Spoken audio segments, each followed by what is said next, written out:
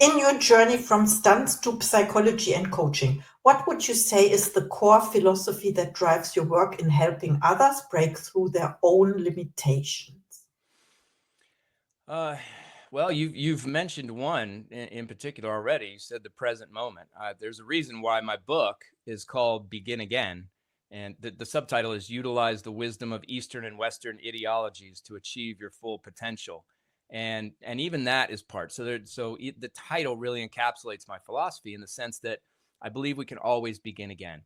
Welcome to Inspired Choice today. I'm your host, Caroline Biesalski, here to bring you authentic stories, surprising lessons, and powerful takeaways to fuel your journey in business and life. In each episode, I'll take you from one inspiring guest to the next, blending their experiences with my expertise to uncover practical strategies you can use right away.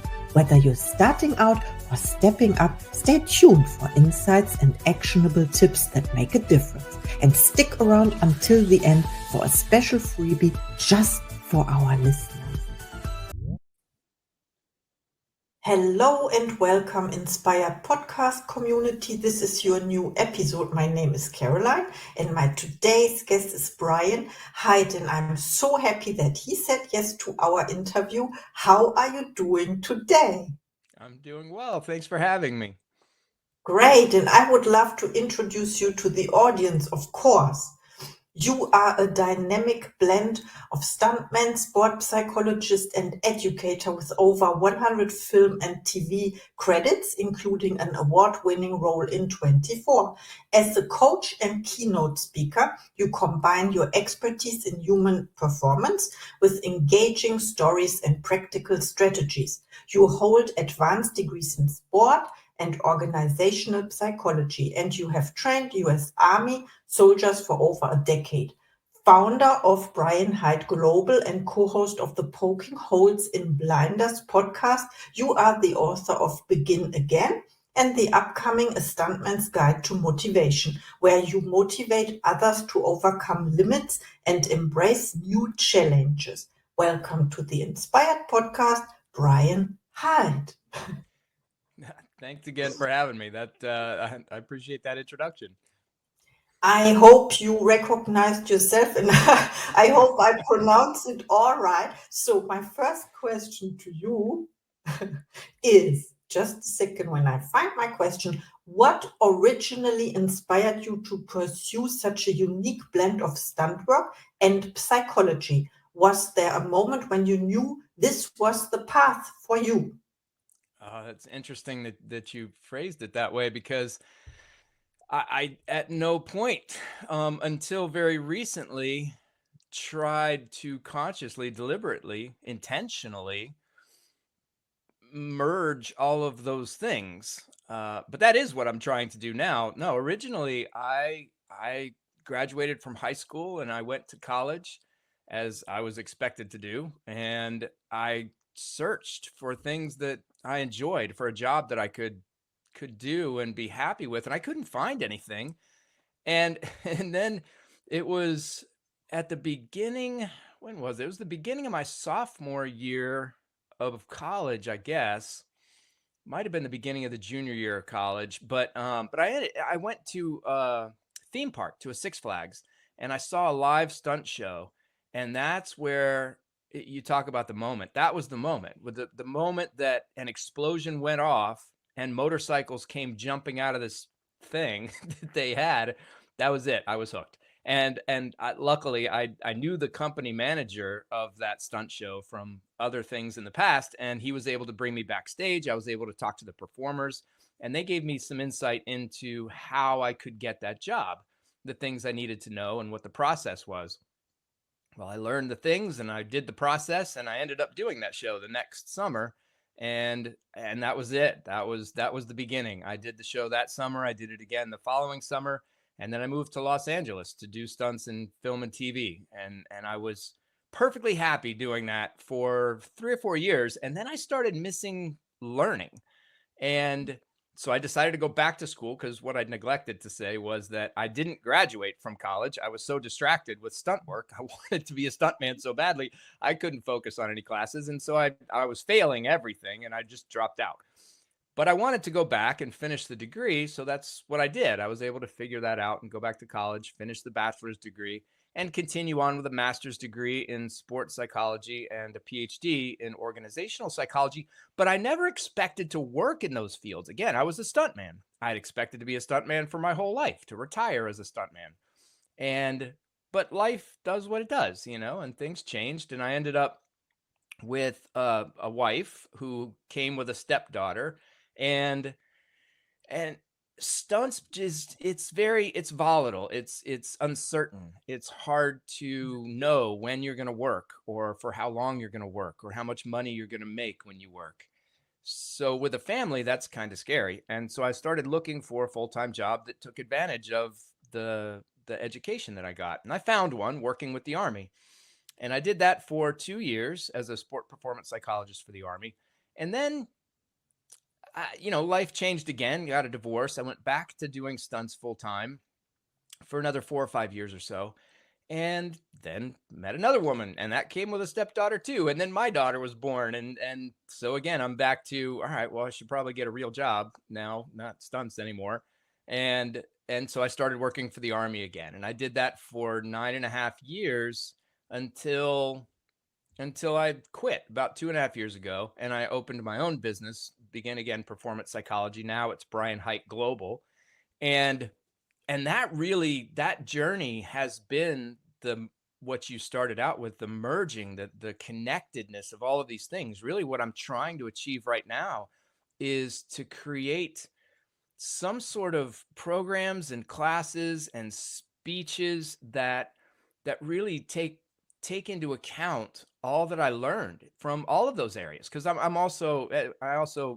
it's been about 8 years now. I've been working at Grand Canyon University as a faculty member in their College of Doctoral Studies. So I try to take the academic side and the practical experience side that I've gotten working with athletes and military personnel and other performers, and the actual performance skills that I've had being in situations where mental strength, mental toughness, focus, attention, these are all required in order to be able to go home in the same condition I showed up, which is always the goal.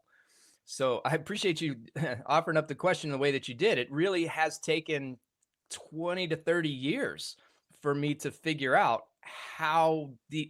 first of all, to figure out that these different aspects of my life even existed.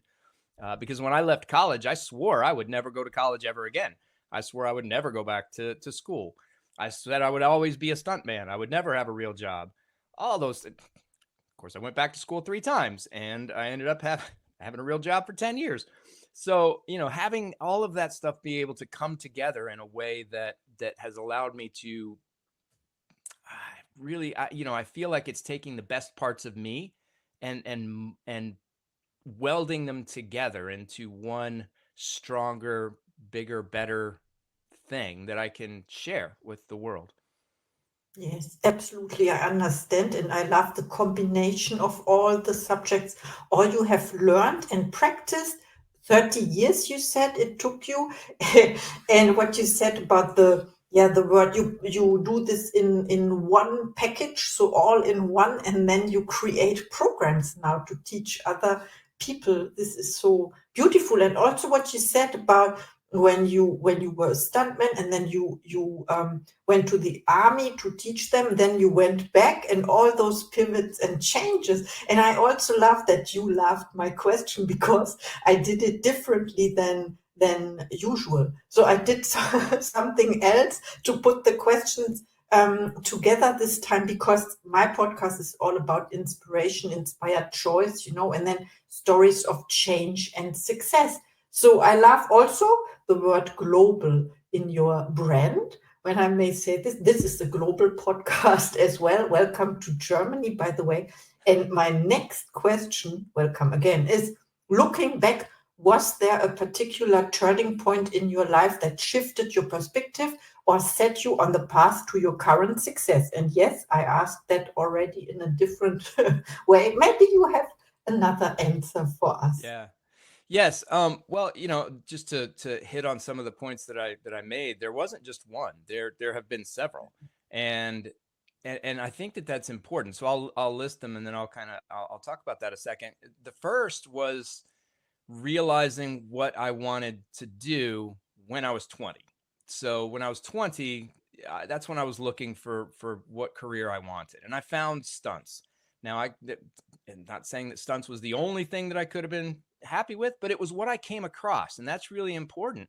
I think for people to understand is that I was open in that moment to considering all things.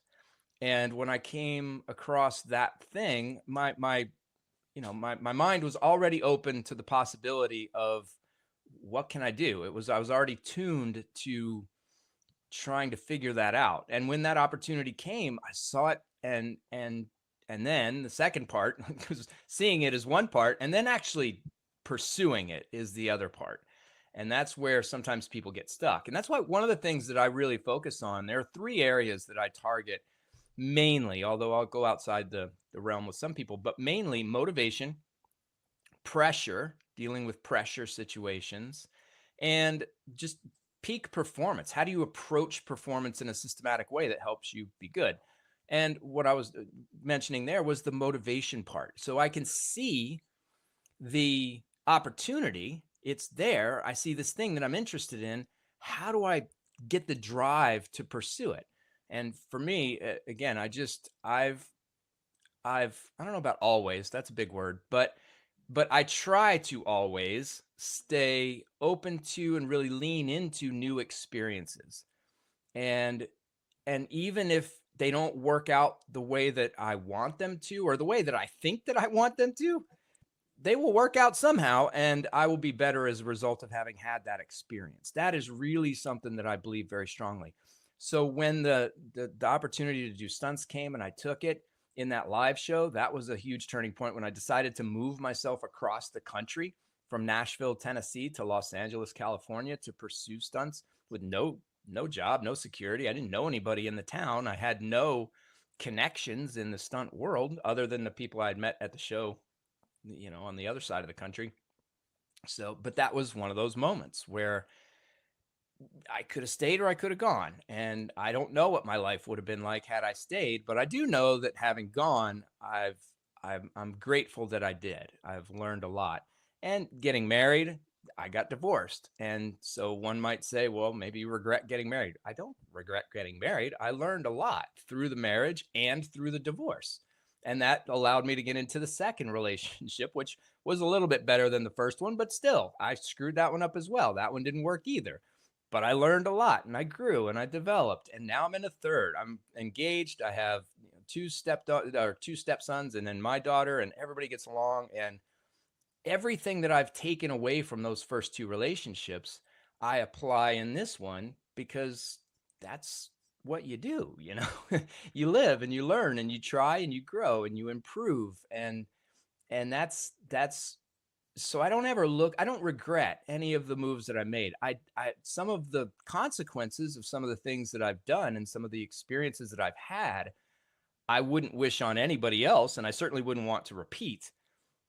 However, I am who I am because I went through that stuff and I came out the other side of it. And so for me, it's very meaningful and personal, and I'm grateful for those things. And then as you said, now, because of all of those experiences and all of those things that I've leaned into and that I've taken advantage of the opportunities when they've shown up, now I can combine them all into one big, amalgamation of the things that I enjoy, that really are part of who I am, and most importantly, be able to share that with others. Yes, as you do it right now. Thank you so much. It's a remarkable journey. And what I love about this is you said you were open to the opportunities when they showed up. It's so easy. So it sounds easy. You are just present in the moment. You say yes, and you are open to it, of course. And also, yeah, I would say, and you didn't use the word, you trust your intuition very well. Or Yeah, I don't know about trust my intuition. It's more I trust that the outcome is going to be a good one. And again, it may not be a good one in the sense that I achieve what I set out to achieve. I might fail. Like I said, with a marriage, I certainly didn't set out to get divorced, but that's what happened. And I don't regret that. I went into it and I'll go into it again because I trust that I have the ability, the mindset, the perspective, the ability to shift that perspective to one where I can glean the goodness from whatever happens, even if it's something that again I wouldn't necessarily want to repeat. I can still take goodness from it and I can still grow and develop and improve as a result of it. And that's really what it comes down to. Just a trust in my ability to take goodness away from anything, no matter what the result of it is.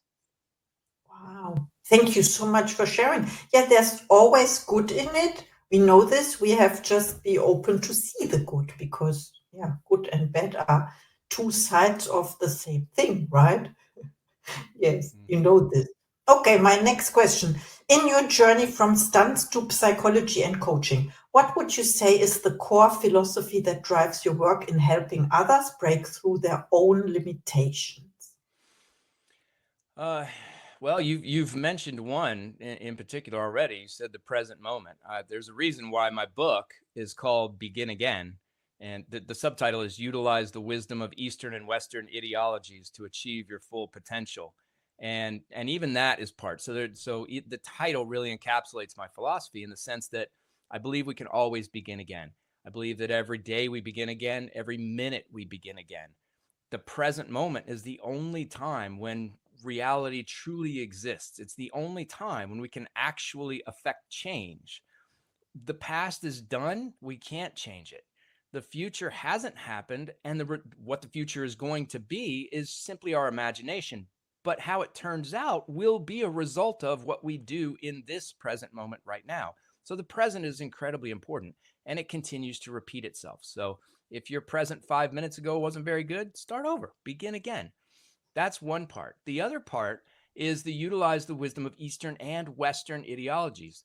So I bring Western science from academia. I bring Western philosophy with Stoicism and existentialism, other philosophies from Western philosophers, as well as Hinduism and Buddhism and Taoism and these other influences from the East. And they all come together in a way that I believe facilitates that growth. I think there's so much wisdom to be learned from all those different disciplines, and there's so much overlap among them as well, which was one of the things that surprised me as I started to read more into the literature. I was really surprised as to how much overlap there was between things written 2,500 years ago and things written and published yesterday. So that's another big part. So when I work with clients, I listen to their challenges and we move forward in a direction that's uniquely tailored to them. But it is through that lens of what was. We can glean from it what we can learn from it and improve. But right now, this moment, we can start over. We can begin again and we can move ourselves in whatever direction we'd like to go. And we're not hindered or limited by anything. We can take advantage of all of the different experiences we've had, others have had, and apply all of that to our situation in ways that can be helpful. Wow, great book title and great share. Thank you so much. Begin again in every minute, every second. And that reminds me of that you as a stuntman has to make decisions as well in a split of a second, right? In order to not save your life, but you said to go home in the same state that you Yeah, it really started. is important. I mean, that's when people get caught up thinking about what might be, or they get caught up thinking about what was, their attention isn't on what is. And in those situations where we have to be very aware of what is and react quickly to that and accurately, we have to do an accurate assessment, a thorough assessment of what is so that we can react in the most productive, beneficial way. Yeah, getting lost in the past, lost in the future that's not the right thing. And I've seen stunt people do that. They've messed up take one and we're on take two, and they can't let take one go. And so take two also has problems. Or they get so worried about trying to get to a certain place in the sequence in the future that they mess up something that's happening right now. It might even be a very easy thing. They're worried about something hard that's going to happen in 5 seconds, but then they mess up the easy thing and they don't ever even make it to the 5-second part. So yes, being present in that world of stunts, the necessity of that has really, I think it really has shaped how I see that particular aspect of humanity, and that particular aspect of I mean, the philosophies that I've talked about, that the importance of that present moment, of being really here now and tuned into what is. Now, that's not to say that there isn't benefit from the past. Absolutely there is. I've talked about it already.